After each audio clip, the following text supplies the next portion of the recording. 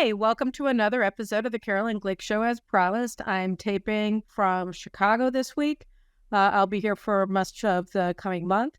And now I know everybody's thinking about the fact that Israel has just gone crazy, plumb lost its mind, as they say. But I'm going to talk about that separately in my news analysis this week. And I wanted to talk about something, as Monty Python would say, now for something completely different. Israel has actual enemies, not just pretend ones that, vote for different parties. And first and foremost among them is Lebanon, which is controlled by the Iranian Foreign Legion in Lebanon, otherwise known as Hezbollah. And, before sort of the left's temper tantrum rose to its current crescendo, the news for a few days, we were allowed to think about the fact that the northern border is really heating up, and Hezbollah has put a tent in Israeli territory and a whole bunch of other things, which I want to talk about with my guests this week and people who have been watching this show for a while. And you should all have been watching this show for a while, but if you haven't, welcome. I'm going to speak today with my friend Tony Badran from the Foundation for Defense of Democracy. And Tony, first of all, welcome back to the Caroline Glick Show. Thanks very much, Caroline. It's always a pleasure. So I said to Tony, we were supposed to do this last week, and then things went crazy in Israel. So I said, why don't we postpone it? And but things aren't changing in terms of getting better on the northern border with Lebanon. And so Tony knows Lebanon better than anybody I know. Tony, can you just first of all describe what is going on from the Lebanese perspective? What are they doing? We have the tent, we have a bunch of cross-border penetrations. They were pointing at an Israeli tank with an RPG. So how would you describe it?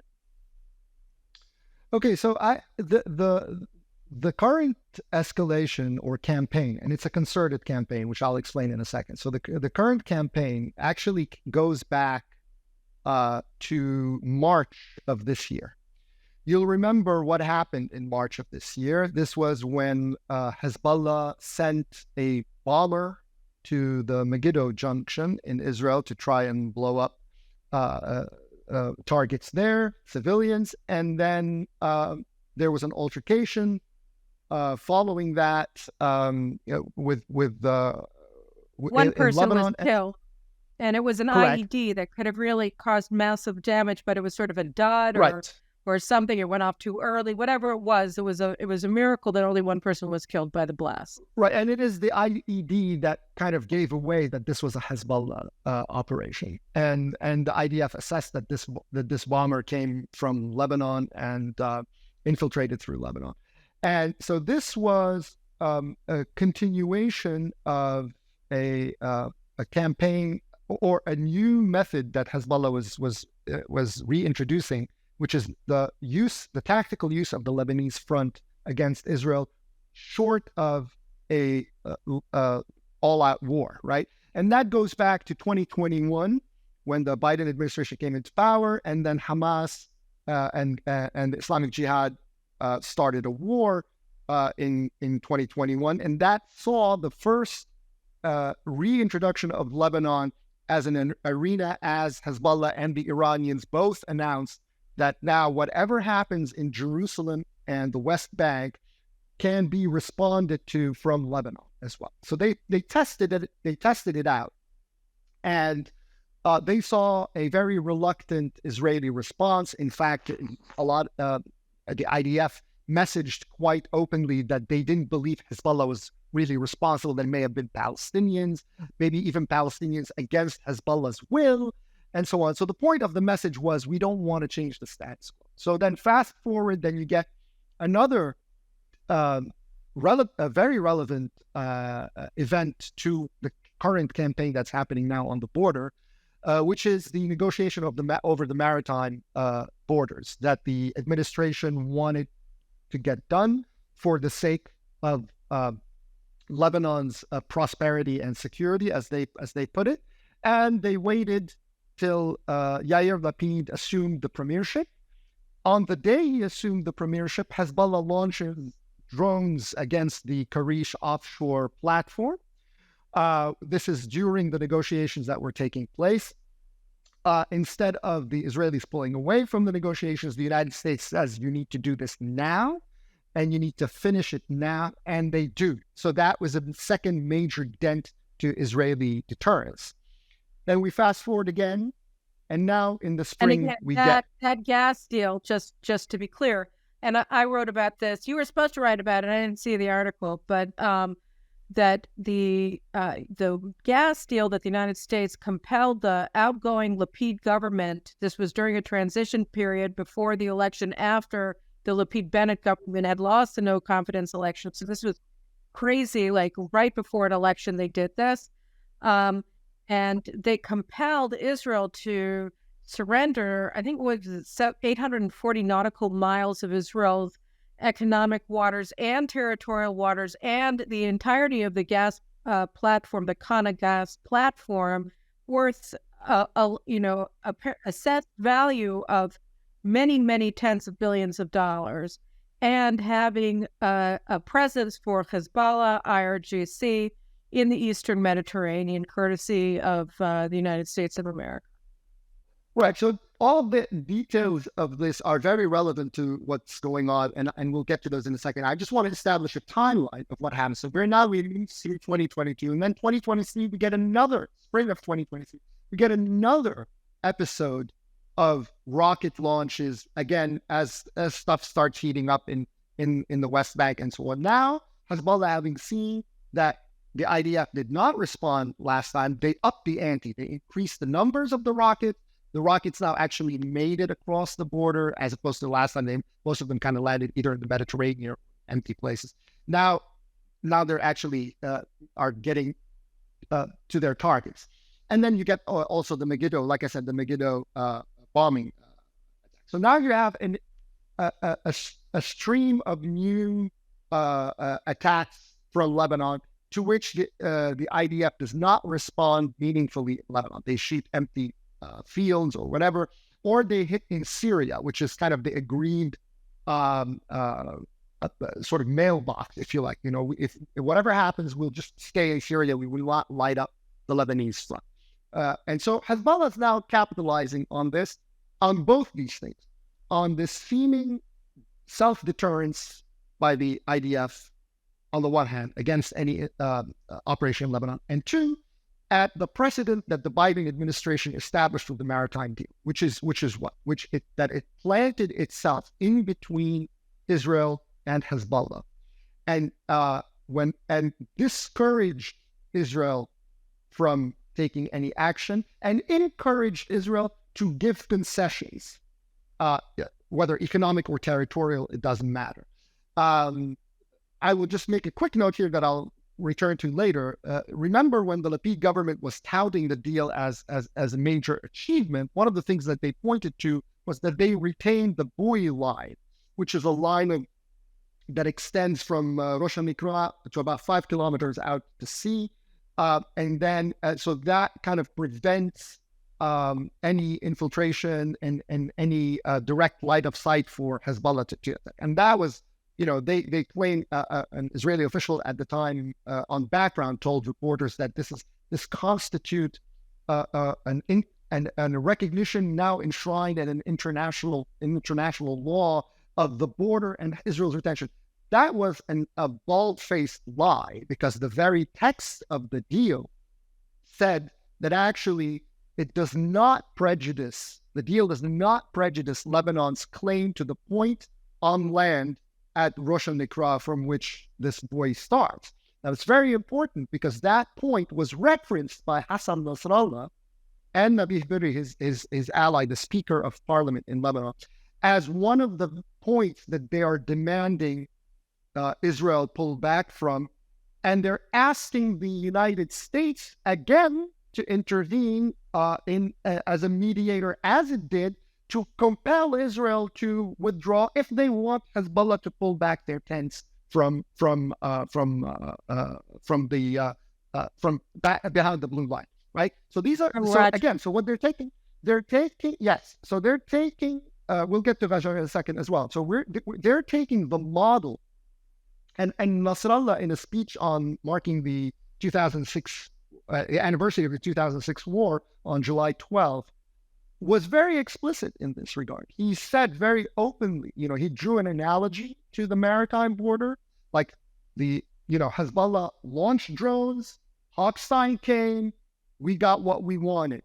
Now we put the tents, Hochstein comes, and the expectation is that now they will carry, the Americans will carry their demands for them to the Israelis, and under the, justified as a move to de-escalate, to not jeopardize the maritime deal, to not jeopardize economic gains in Israel, to not pressurize the region, especially because also the Lebanese are supposed to start, the French and the Qatari companies that got the bids are supposed to start, I think in August or September, their operations in Lebanese water. So they're going to push that, hey, don't try to remove them by force, keep everything quiet. So I think what's important here is to point out that what we're talking about, again, is a corollary and an extension. So the United States coerced the Lapid government, which was an interim government, just weeks before the election of November 1st of last year,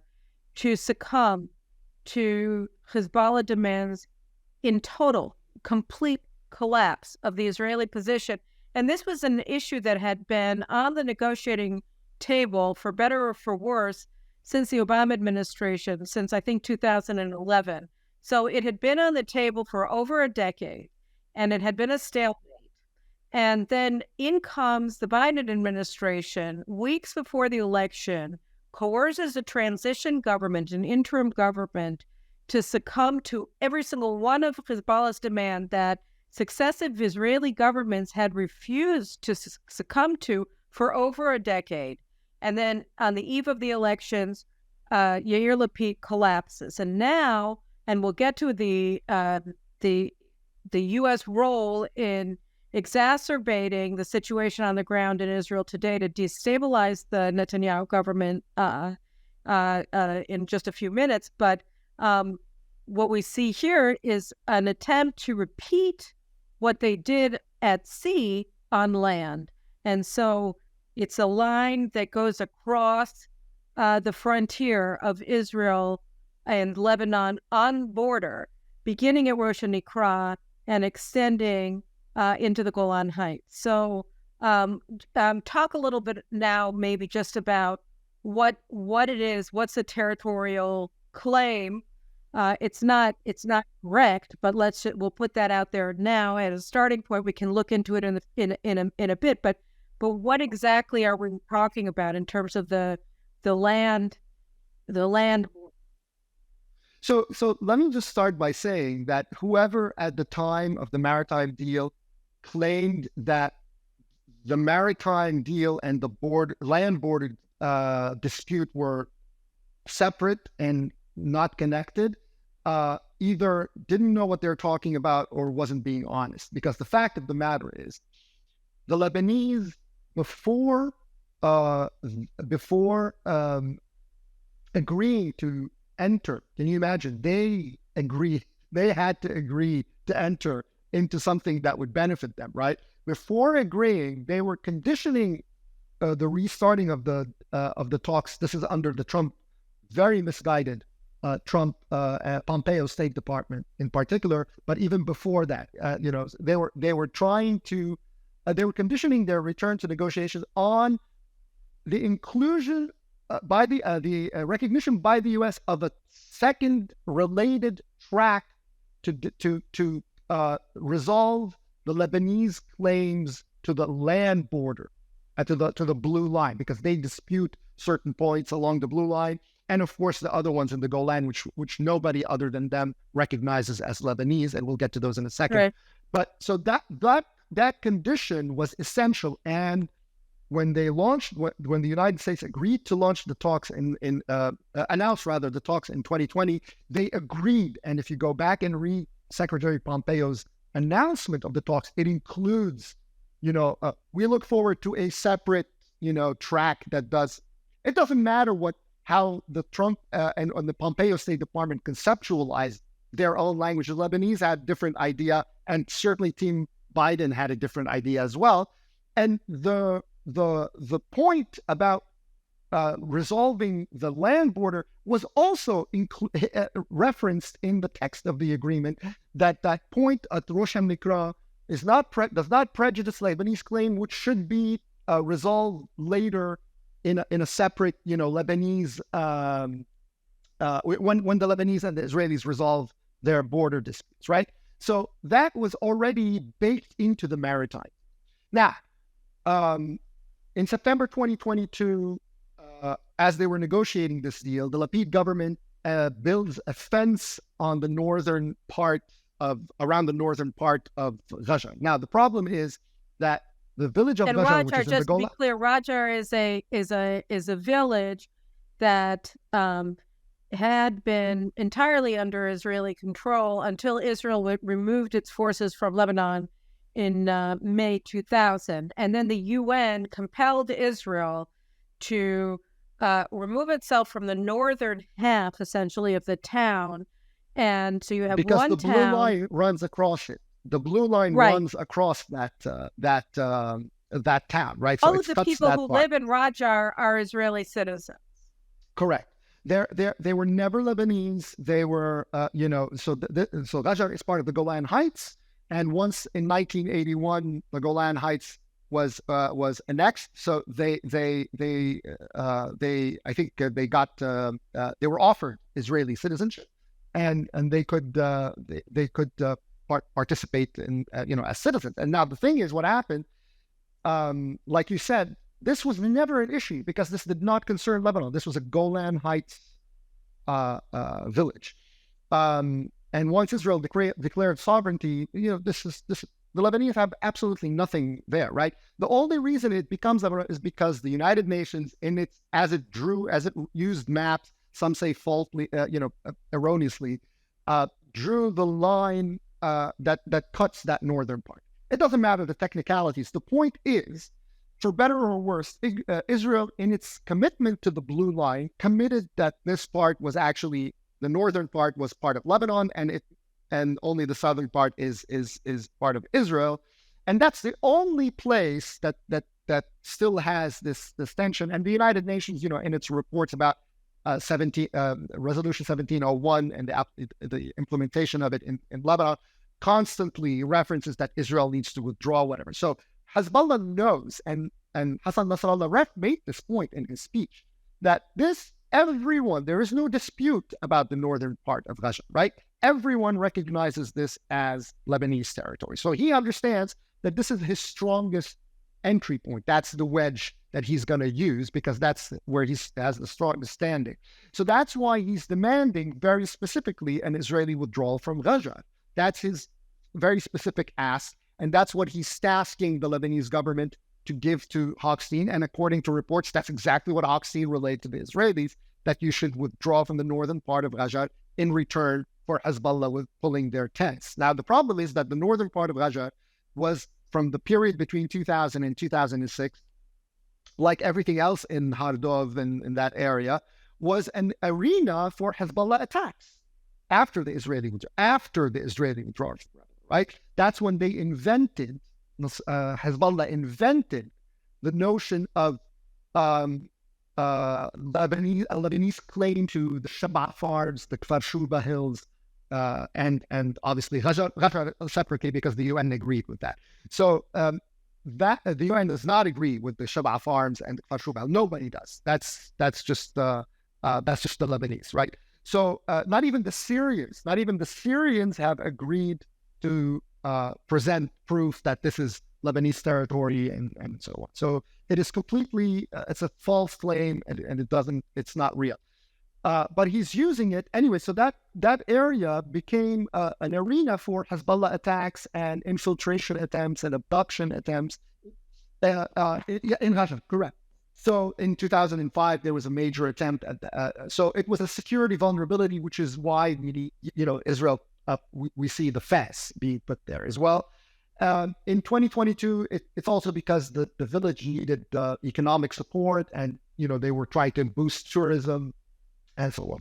So for whatever reason, also Allah having seen this, and he waited on it from September 2022 till now, and now he sees that the moment is right for it, and he makes the move, and on cue, Hochstein comes to the region, on cue, the Lebanese official apparatus, the government, all play the same exact role that they played with the maritime. They present themselves as the negotiating party. They interface with UNIFIL and the U.S. They make the demands and so on.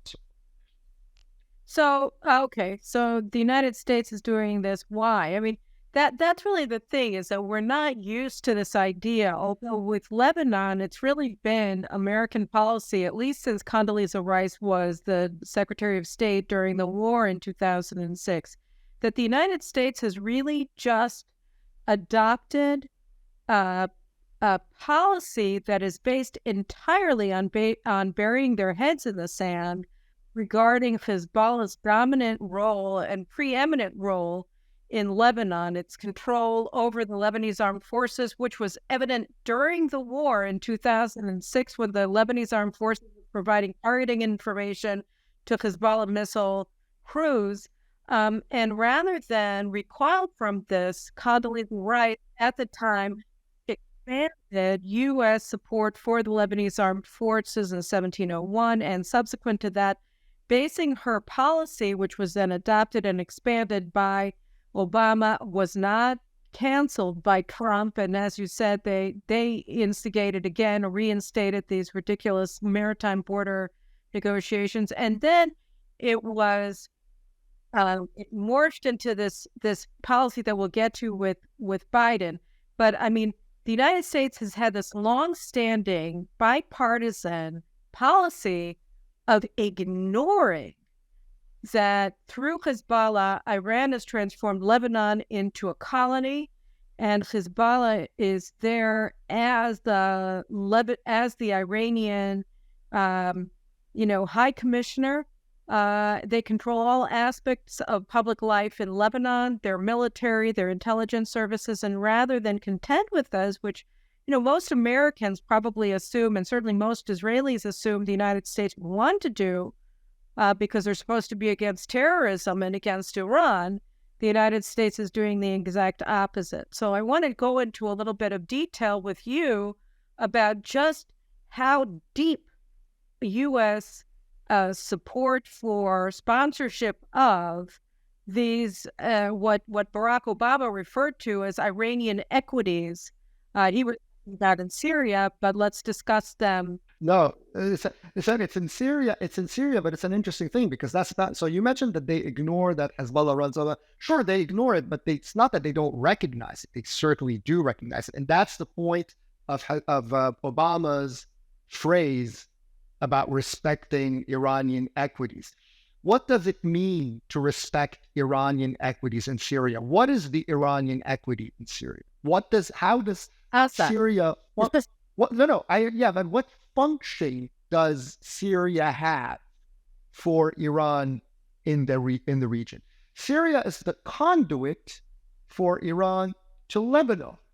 So when you're saying, I respect that as your equity, you are implicitly, but really the point is explicit, that I am respecting and recognizing the legitimacy of you keeping that conduit to Hezbollah in Lebanon. That's the whole point of it. Otherwise, what is the value of Syria for Iran otherwise? Its booming economy, its vast reserves of oil. It's zero. The only function of Syria for Iran is as a transit route and strategic depth for Hezbollah as a missile base against Israel.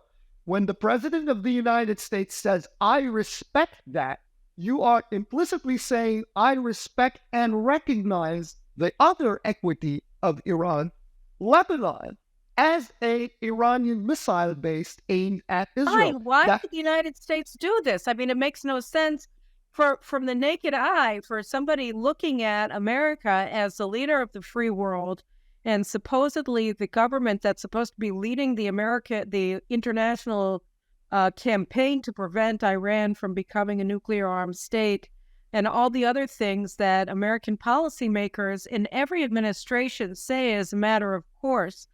And yet here they are. What is the relationship with the government of Lebanon, with the entity, with the Iranian equity, otherwise known as Lebanon?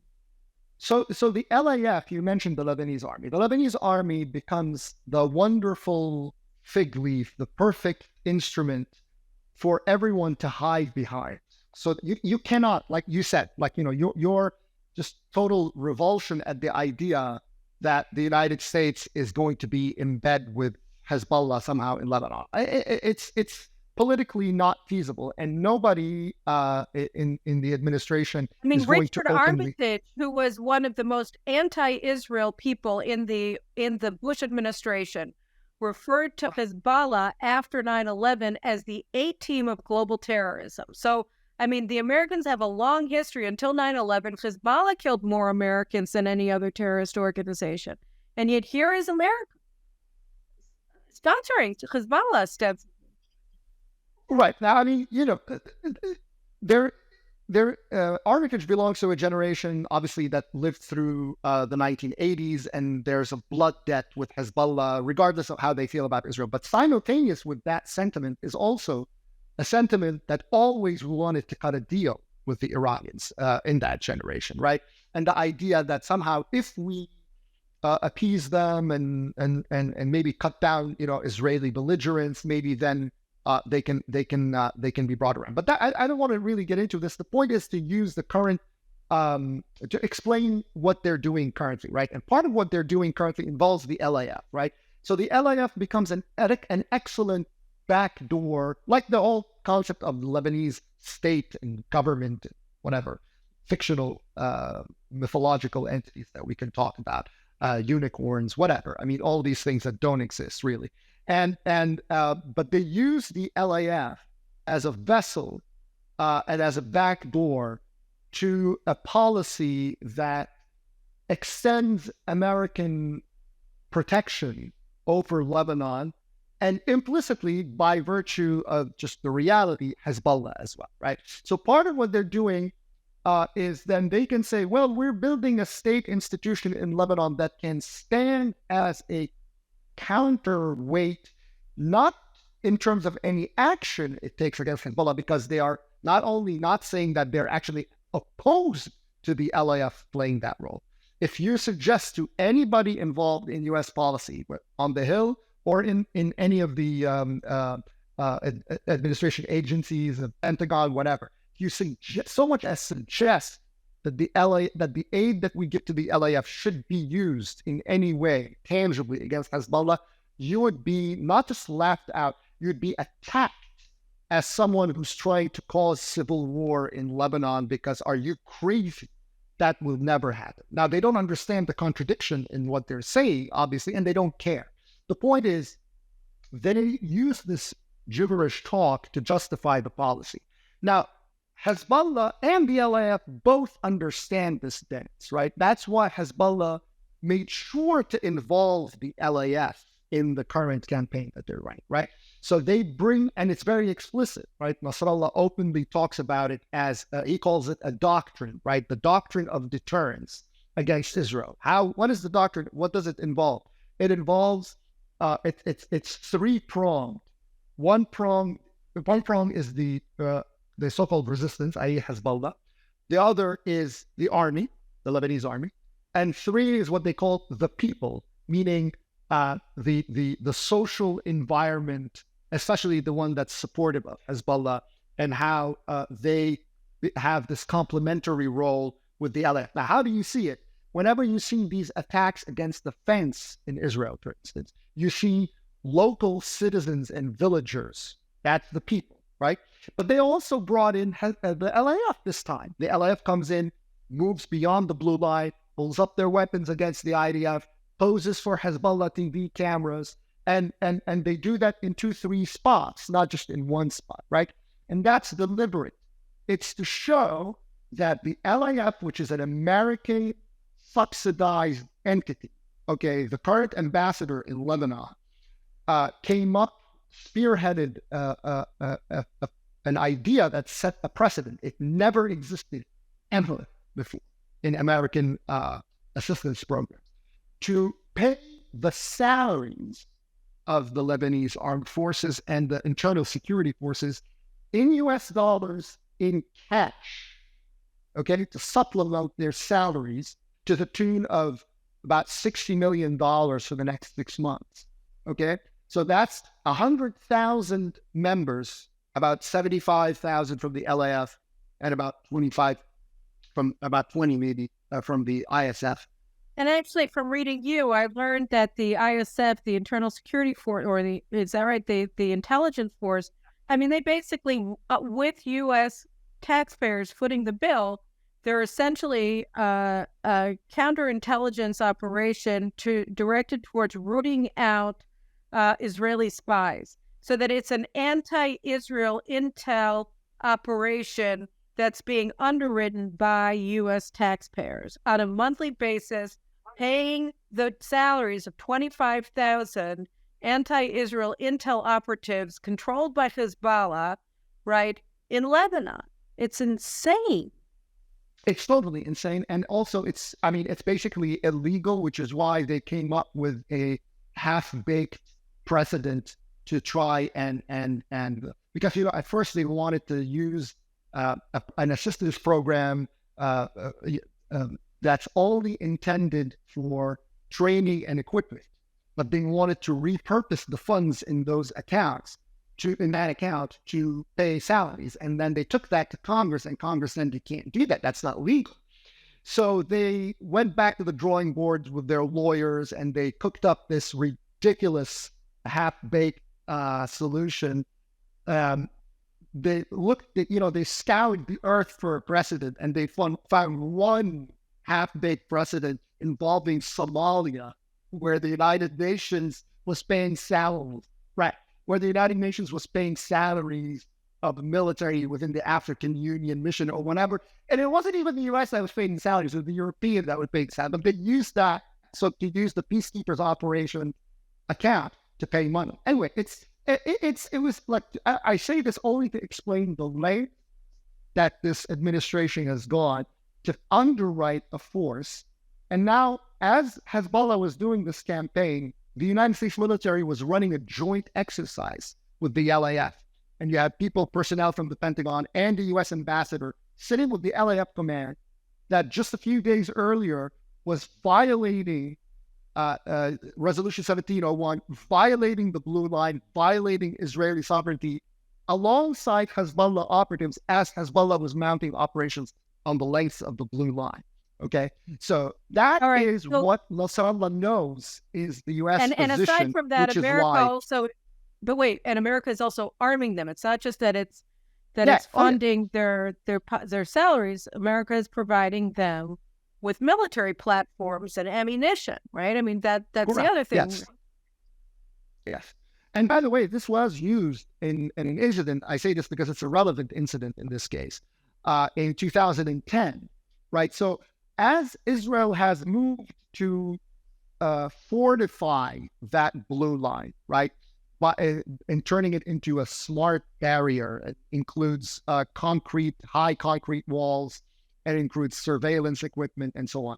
As it has done so, subterranean anti-penetration walls.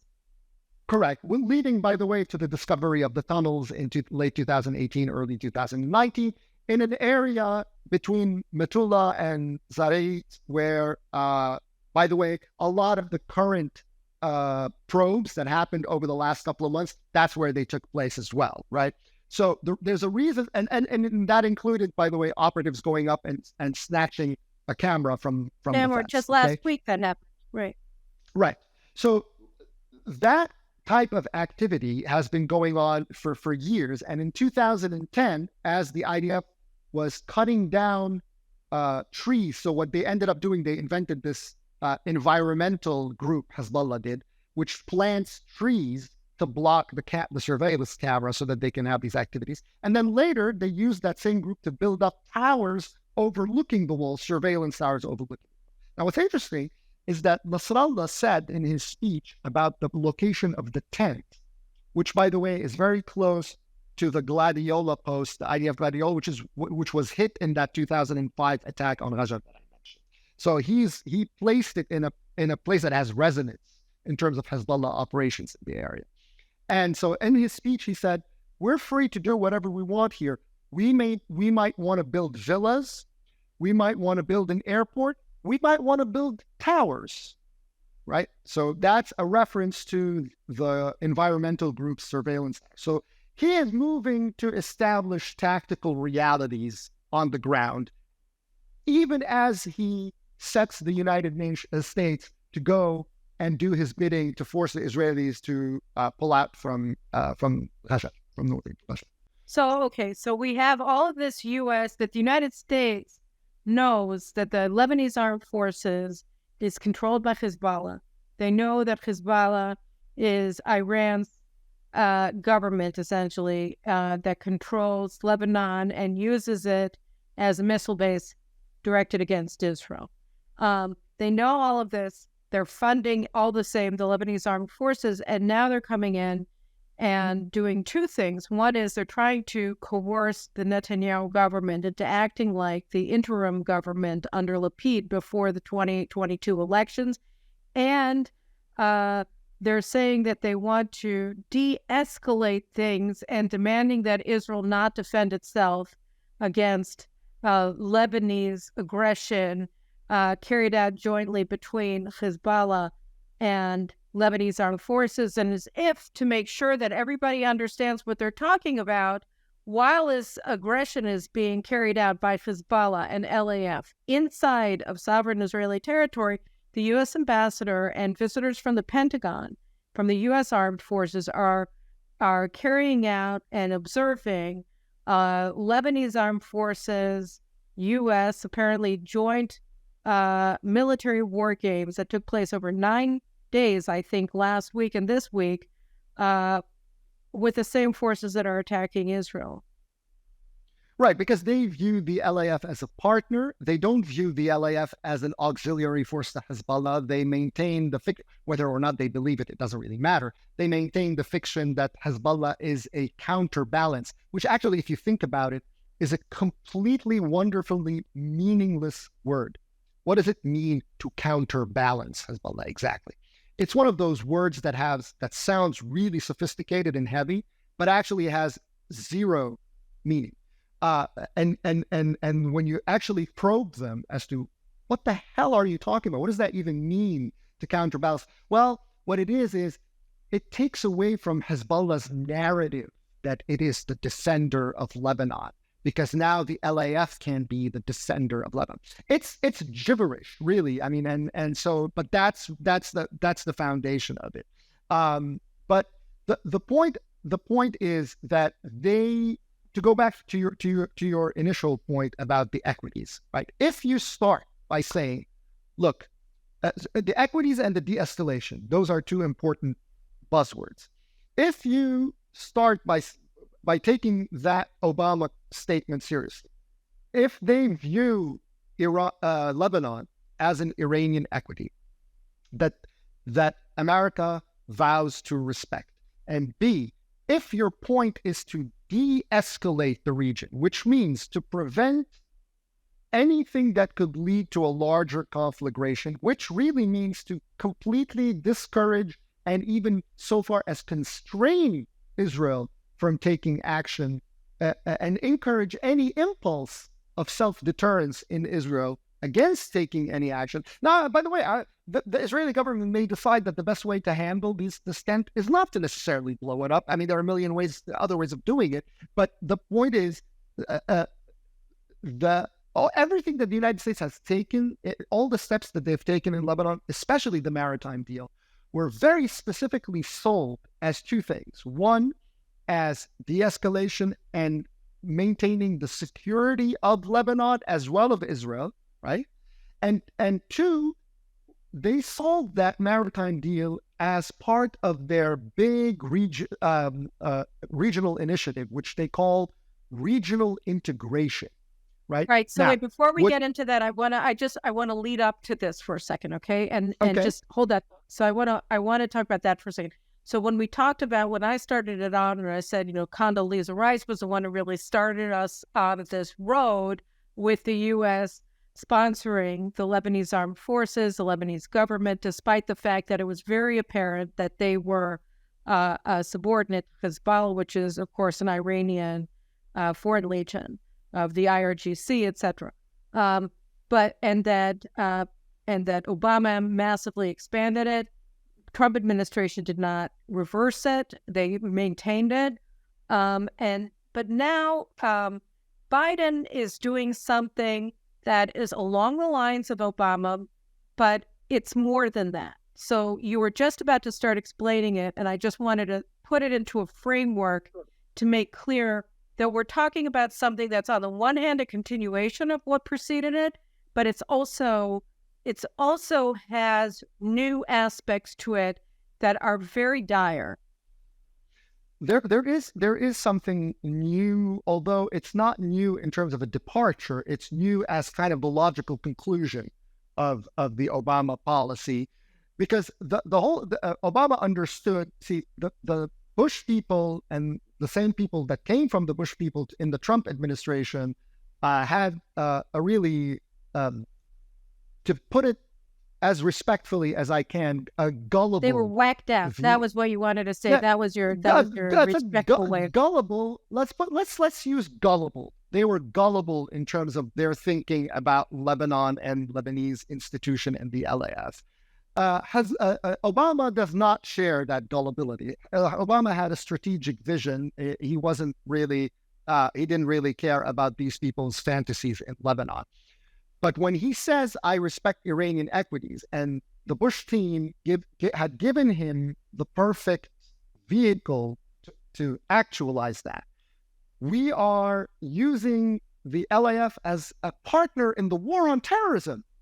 That became an excellent vehicle to now start pumping money to the LAF and signaling to the Iranians that we actually recognize their interests and we will protect them and even fund them in a place like Lebanon, right? Now, you take that, and now the next step is what? If Lebanon is a special province that we recognize as an Iranian holding, but we also extend our own protection to, what's the best way to... and I have an article, by the way, on both these things, on all the stuff that we're talking about with the Hezbollah campaign that's coming out in Tablet, and another one that's going to follow also in Tablet, on this huge American embassy that's being built in Lebanon. A 43-acre campus on a mountaintop. I thought that it's an embassy or it's an intelligence hub, which was the other insane thing. I thought that it was an intelligence hub. No, it's a. That's just. They're selling it. There is no intelligence hub in that. Whoever wants to sell that, whether it's from people who want to put a target on the embassy, or if it's the Americans themselves who are trying to aggrandize the importance of putting a 43-acre, $1 billion embassy in a terrorist-run non-state, okay? They're going to try to sell it as, it's really important for intelligence. It's not. That's not what it is. That's just gibberish. But what it is a signal that America is planting its flag in Hezbollah land, and therefore all of the benefits of having the American protective umbrella, which we saw in the maritime deal and the call for increased investments in Lebanon and so on and so forth, all of that is now a sign to the Iranians that, hey, this little province of yours, we're going to build our biggest embassy here next to the Baghdad embassy that we have, and another of one of your equities, incidentally, of your IRGC holdings. We're going to put one right here in Hezbollah. And that's what that means. It means that, do you think that we will look kindly on the Israelis coming and laying waste to Lebanon and the LAF and anything that poses as a fictional state institution in the event of another war with Hezbollah? No. Will Republicans in the House fund this? I mean, is this something the that you Republicans can? are funding this. What's Yeah, it? yeah, yeah. Oh, Republicans are totally on board with funding the LAF. Absolutely. Yeah, yeah, yeah. With the exception of one Republican, Senator Ted Cruz, who understands that this is lunacy. But there are plenty of Republicans who think this is a swell idea. So let's go for a second. But where were we? So we were talking about regional integration, right? So right. If the United States says that this is something we protect, what is the Biden? So we recognize Iranian equities. We're investing in Iranian equities. What next? We're going to call our allies, to not only not attack these Iranian missile bases, but also actually integrate them in the region, fund them, prop them up. So what that targets are two allies, obviously Israel, with the maritime deal as a prime example. I'm not making this up. You can go back to October of 2022, and there's a briefing with two senior officials, one of which is very obviously Hochstein, and then and someone else with him, in which, as they're introducing the briefing, the senior White House officials introduces the maritime agreement as a prime example of President Biden's policy of regional integration in the region. President Biden, or an op-ed under President Biden's byline in the Washington Post, prior to a security summit in Jeddah, further elaborated on who and what it sees as this regional integration. It included that word 3 times in the op-ed and proceeded to provide examples of regional integration. What were the examples?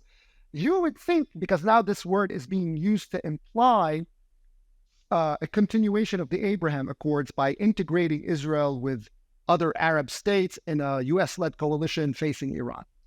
That's the sleight of hand. What it actually means, as explained in that op-ed, in the Washington Post op-ed, is having U.S. allies reach out to de-escalate and fund and integrate other Iranian assets. So it's specific. Jeddah is in Saudi Arabia, so they were asking the Saudis they were applauding the Saudis on their opening to Iraq and all of the deals that they're having with Iraq, on de-escalation in Yemen, which and basically winding down the war with the IRGC in Yemen, and 3, urging Saudi Arabia to fund the Lebanese armed forces and security services. That was the statement of the Jeddah that the United States wrote the section on Lebanon and basically imposed on it. And it's the longest section. Can you imagine? The United States forces the longest section of the security summit, Arab security summit, and dedicates it to encouraging Saudi Arabia to fund the Hezbollah state. It almost makes you wish that they were asking them to fund Hamas. So that's the thing. They really want them so they, like they did with the Israelis with the maritime deal, they want the Saudis to also start underwriting the Lebanese special province that they have shared with the Iranians, basically. That's what regional integration is. So that policy requires, like you mentioned, de-escalation. Don't rock the boat in Lebanon. If there's a way to resolve this, resolve it.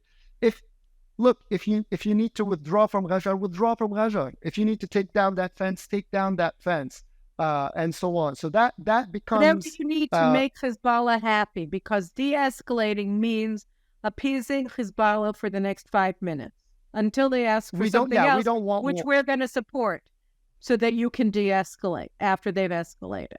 I mean, that basically becomes it. I mean, correct. De-escalation is Lebanon is off limits. You don't bomb in Lebanon. Now, the problem is that this has been Israeli policy for the last decade, more or less, right?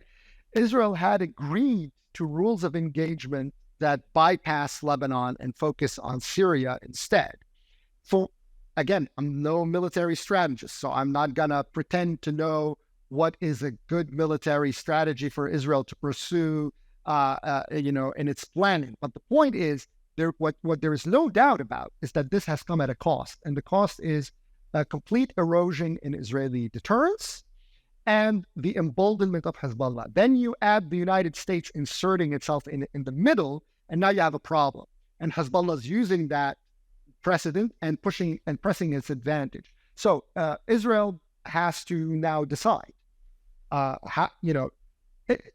which doesn't necessarily mean that you have to bomb or go to war or anything of that nature. I mean, there are people in Israel, funny enough, they were the same cheerleaders of the maritime deal who are now saying that, oh, the IDF should, deal Hassan Nasrallah a big punch in the nose, right? Without mentioning the cost to Israeli deterrence of the maritime deal, of course. But there are voices in Israel who are calling for this, but that's not really my point here. My point is, if Israel thinks that going through the United States in Lebanon is a good idea that will constrain Hezbollah, it doesn't understand the U.S. role in Lebanon.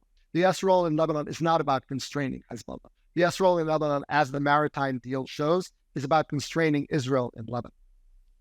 So, okay, so if in October of 2022, the United States was able to use the fact that we had an interim government that was going to expire, come what may, after the November 1st elections, in order to squeeze Yair Lapid to succumb to Hezbollah's demands. Now they have ostensibly a much more powerful government, a stable governing coalition under Benjamin Netanyahu with a clear governing majority in the Knesset, which opposed the maritime deal and which opposes appeasement of Hezbollah as a general principle.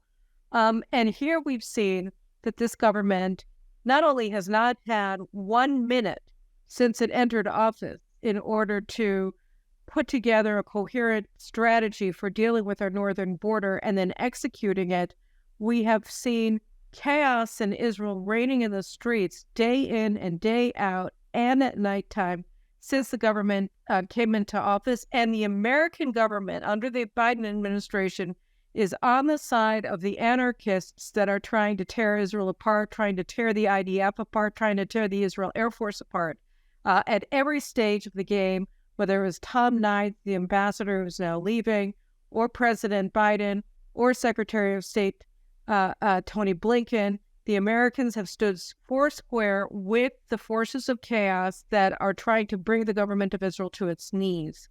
So, and do you see a connection between what's happening in the north and what the American ambassador and the White House are doing inside of Israel? So it's interesting to me to watch how Iran and its assets behave, how they read the posture. So I mentioned when we started, and this is a good way to wrap the whole conversation. Like when we started the conversation, I said this goes back to 2021, right? 2021 and the war in Gaza. 2021, that war It's was Guardian the of first, the Wall. Correct, the Guardian of the Walls. That was the first major conflagration in Gaza for almost the whole Trump term. Where, you had a few skirmishes, but you didn't really have a major war, right? And there was a reason for that. The first time, just to put in parentheses, just so that everybody remembers, Guardian of the Walls, it was ostensibly between the IDF and Hamas in Gaza, but actually this was the first time we've seen Arab Israeli citizens play an active role in an enemy campaign against the Jewish state, where they committed mass pogroms against Jews in mixed Arab Jewish cities throughout the country, and against highways and passages to Air Force bases in the South and other things. So this was something that we had not experienced in Israeli history, and they were operating in tandem with Hamas in Gaza. But what was interesting about that war, though, is its framing. And the framing did not come from the Palestinians. The Palestinians are instruments. That's their history. That's always what they were, and what's always what they're going to be. Instruments, did you say there? Yes, instruments of regional powers, regional states, right? So, the framing of that war came from Tehran, including from Lebanon too. I mean, I don't separate these two things, obviously, from the Iranians, basically, right? And the way they phrased it was very interesting. Khamenei said that there's a new balance of power now.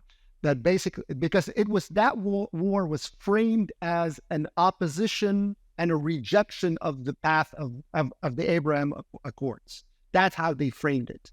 Okay, and they said now there's something new. Why?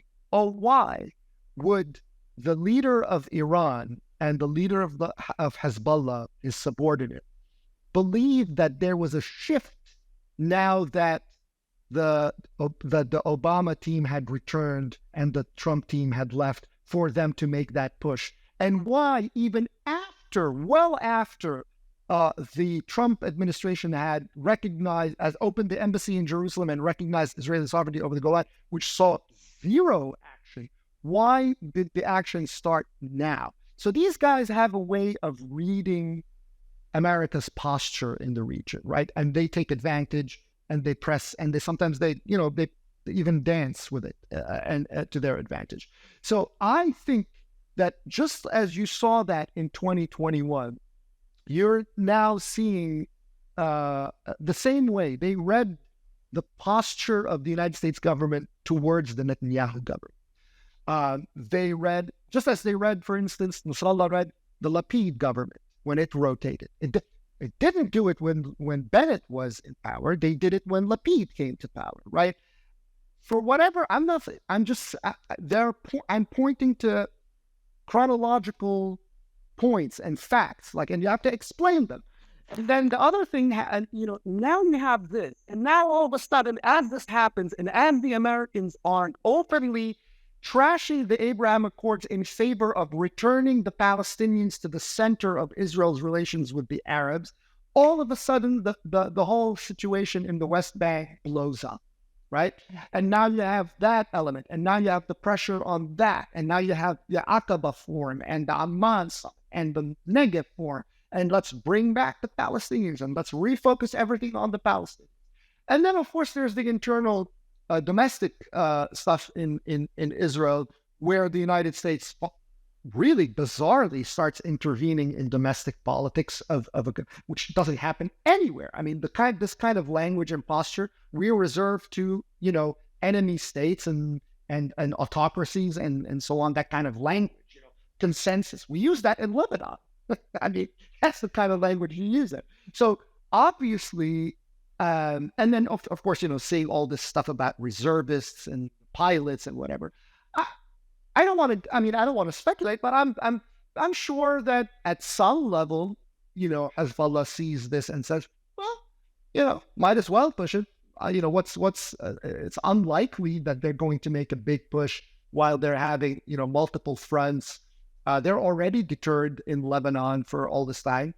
The Americans seem to be okay with this push in Lebanon. Why not? And if there is a forceful retaliation, okay, so we'll live through a few days of fighting. Who cares? And then we go back to normal. So it's a reasonable gamble on the part of Hezbollah, reading the map, reading where the Americans are, and reading where there's right now. The Netanyahu government Gallant has said it, and I think Herzi Halevi has said it, that Hezbollah is making misreadings, that they think they know how we're going to react, but actually they don't, because we might do it. Now, that may be true, but until that happens, right, Hezbollah is going to continue with its reading, because until proven otherwise. So whether or not there is such a debate, and you hear that, that there's a debate in the IDF about it. There was a piece in, I think Yossi Yehoshua wrote about it, that there's a big debate in the IDF whether it's time to actually, that there's a dangerous erosion in deterrence. It's time to remind Nasrallah through a limited escalation, right? Nothing huge, that he cannot, to draw a line again and so on.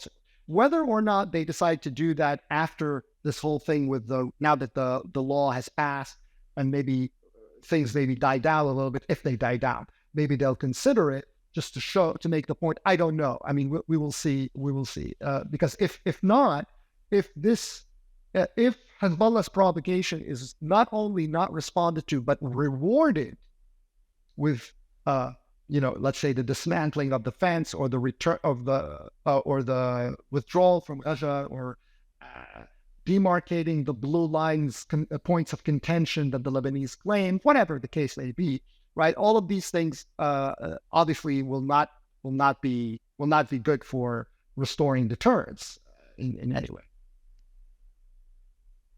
Right. So, I mean, I think that what we're seeing then, again, I mean, I think just to bring it back, there's this sense that, how Hezbollah interprets it or not. I mean, I think that what we're seeing is that we had a very weak Israeli government, an interim government that had already fallen last year. The United States swooped in and compelled it to heal and to accept Hezbollah's term in the maritime deal.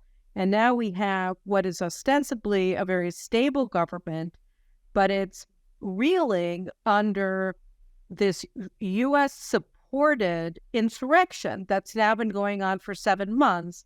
And, I mean, even today, after the Knesset passed one part of the reform package, President Biden responded by, voicing his displeasure with Israeli democracy actually working with the Knesset passing a law that it was elected to pass. And so there's no end to this. And in the meantime, they're working here. So it feels like, they're trying to bring pressure to bear that will weaken the government while their equity in Lebanon is working with Hezbollah, Iran's equity in Lebanon, to seize territory, some of which is sovereign Israeli territory, some of which is disputed, some of which is Israeli territory as recognized by the United States, where it recognized Israeli sovereignty over the Golan Heights, et cetera, et cetera. So all of this is happening while the United States is supporting the destabilization of the Israeli government. So, like I said, Nasrallah was very explicit in how he conceptualized the role the U.S. is going to play in this gambit of his, right? And he modeled it. I mean, this is very explicit. People can go check it out. It's a speech that he gave on July 12th. I'm not making it up. He conceptualized it very openly, explicitly, modeled after the maritime deal. Hezbollah does X, the Americans do X, the Israelis do X.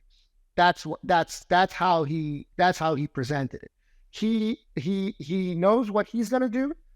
He anticipates what the Americans are going to do, and he anticipated correctly. And then 3, he thinks that the result is going to be the same like it was with America. Now that is still the X factor. We don't know if that's going to be the case, because there are, like I said, the Israeli government now can ignore that for a while and take care of it later. It doesn't have to take care of it now. It can de-escalate now if the Americans so wish, and focus elsewhere. But the most important thing is not to allow that to set the new precedent. That's the whole point. The maritime deal set a precedent.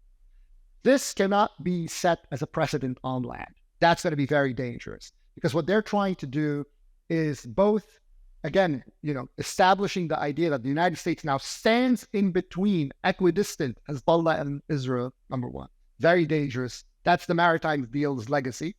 And number 2, it's setting up something potentially operational that now we can start working in that eastern sector again, the way we did between 2000 and 2006 in the Har Dov area. And 3, remember, you mentioned a few minutes ago that the Trump administration recognized Israeli sovereignty over the Golan.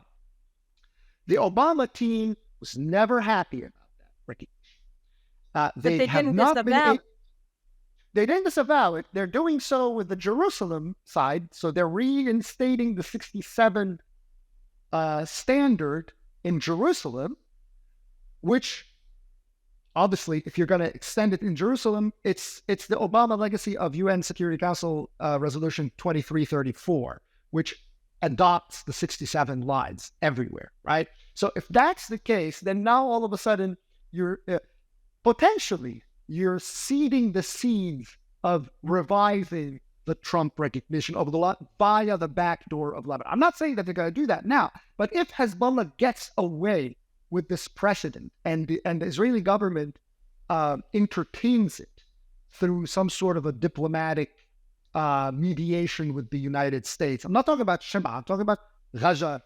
The stuff that's Nasrallah is not an idiot. He understood the weak point. The weak point is Ghajar, because that's the one that he has the strongest standing, the strongest footing for. Or the blue line, hey, why not? Let's work with UNIFIL to demarcate the last 13 points on the blue line, blah, blah, blah. That sounds reasonable. Let's send that. If you get locked down with this and then Hezbollah slowly but surely begins to operationalize the Mount Dove area and then drags in the United States into that operation, then you're opening the door to something very, very bad and very ugly. So however the Israeli government deals with this particular episode with the tanks now, if it delays it, if it leaves it alone until it takes care of other things, the point is, do not enter into a diplomatic process with the United States and Lebanon. The United States and Lebanon is not siding with you in Lebanon. The United States is extending a protective umbrella over Lebanon, which de facto means a protective umbrella against Hezbollah. They want de-escalation in Lebanon. They want concessions if possible. They want quiet and integration and all of that stuff. So if the thinking in Israel is still the way, like the old thinking, well, we'll ask the United States to pressure this and pressure the LAF and do this, complete waste of time. Do not fall into that trap, the mediation trap. That, I think, is the key thing that if this government avoids, irrespective of how it ends up dealing with the situation, whether through a reassertion of deterrence through force or through just simply ignoring as it focuses on, let's say, the Iranian nuclear program or a strike or whatever, the point is not to fall into the part two. We started by talking about this as a continuation of the maritime. Do not continue the maritime deal on land. That's the key. Okay, I want to round it out. And so before I say thanks, Tony, I'll have you back later. Let me just ask you one question. This is a total hypothetical, but just to get a sense of it. If tomorrow Hezbollah started shooting its missiles at Israel, there's 150,000, it can ostensibly shoot 3,000 a day and completely cripple Israel. So you have the United States there that is sponsoring the LAM, that is working as an auxiliary force to Hezbollah. Can the United States, is it in a position, and would it be willing, do you think, to get involved with compelling Hezbollah to stop? The United States does not have... That actually would deter Hezbollah in Lebanon from attacking Israel. Well, the way they're thinking about it is that if they're thinking in materialistic terms, right? So like if you give them wealth, they'll have something to lose. That's how they sold the maritime deal, right? Clearly, they don't care about that. Or if they do, they're confident in the United States being more and France being more invested than they are, right? So that they're the ones who are going to rush to try to protect those investments by asking the Israelis to hold back and so on. So no, I don't. The United States does not have on the ground in Lebanon, does not have the tools to, like, the LAF is not a tool to constrain Hezbollah. That's just a joke, right? The LAF, if anything, will join in a supportive role alongside Hezbollah. And the other levers of pressure, which are very considerable, that the United States has with Iran or with Lebanon as territory, it is unwilling to use because it views them as counterproductive. That somehow, what's the point of breaking the state and causing state collapse in Lebanon? That will hurt Israel. It's not good for Israel, etc., etc., etc. So the posture and all the premises of U.S. policy in Lebanon actually dictate against it. So where do you go?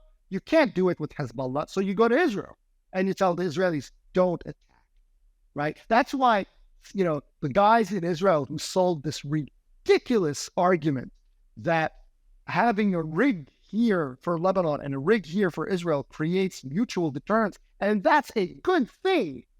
That was the most absurd line of argument that was made in favor of the maritime deal. Can you imagine Israel targeting a French-operated or a Qatari-operated rig inside Lebanon as part of its deterrence? It's absurd. So the only place basically the whole idea is Israel. The only pressure point is Israel. So Israel Correct. Shouldn't be deluding itself also with the concept that American sponsorship of the LAF is somehow or another going to compel the United States to put its foot down on behalf of Israel in Lebanon. That's just not going to happen.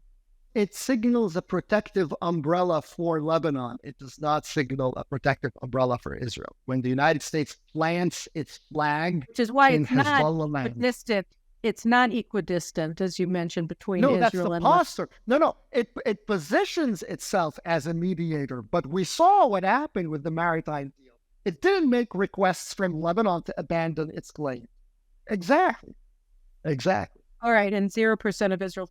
All right, well, Tony, we had a lot of other things we wanted to talk about, but I think we talked about that a lot, and I really appreciate it. I think, it's so important because part of the feeling that I have, and I'm getting sucked into the domestic issues as well. I'm writing a book about it right now, but it's so important to keep our eye on the prize, which is defending Israel against Iran and its proxies, first and foremost, Hezbollah-controlled Lebanon. So I think, it seems like, why would you have a show about Lebanon this week of all weeks? And the answer is, if you want to hear my news analysis about what's happening in Israel, that's a separate show, and it's going to come out the day after this show does. So you stay tuned there, but we have to keep our eyes on the wider picture and the strategic realities that we're operating in as Israel goes mad.